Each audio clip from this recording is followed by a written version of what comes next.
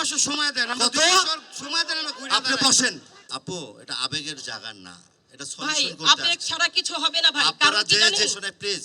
এভাবেই বাকবিতণ্ডা হয় ঢাকা উত্তর সিটির প্রশাসক আর মিরপুরের ক্ষুদ্র ব্যবসায়ীদের মধ্যে। মিরপুর ১ থেকে মিরপুর ১০ নম্বর পর্যন্ত রাস্তার পাশে ফুটপাত দখল করে ব্যবসা করে আসা দোকানীদের সরিয়ে দেওয়ার জন্য আয়োজিত মতবিনিময় সভায় এই বাকবিতণ্ডা হয়।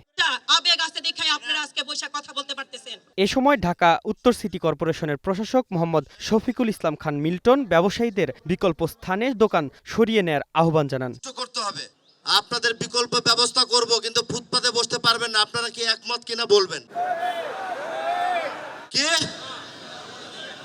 আপনারা ফুটপাতে থাকবেন? ফুটপাতে থাকবেন?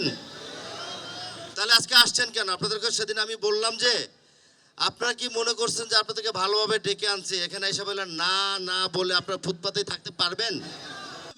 তবে ব্যবসায়ীরা তাদের যুক্তিতে অনড়, বলছেন দোকান সরিয়ে নেওয়া হলে ব্যবসা জমবে না, গুনতে হবে লোকসান। আমার যদি দোকানদারি করতে না দেন, আমি কি করবো স্যার? আমাদের বিকল্প পদ্ধতি লাগবে।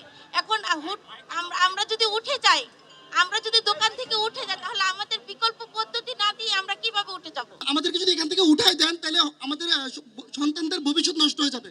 আমি আপনাদের কাছে একটাই আকুল মিনতি করবো, যেন আমি যেন এমন কিছু করে খাইতে পারি, এরকমের ব্যবস্থা করবে। নিরুপায় হয়ে আমরা এখানে পড়ে আছি, আমরা তো কে চায় রাস্তায় দোকানদারি।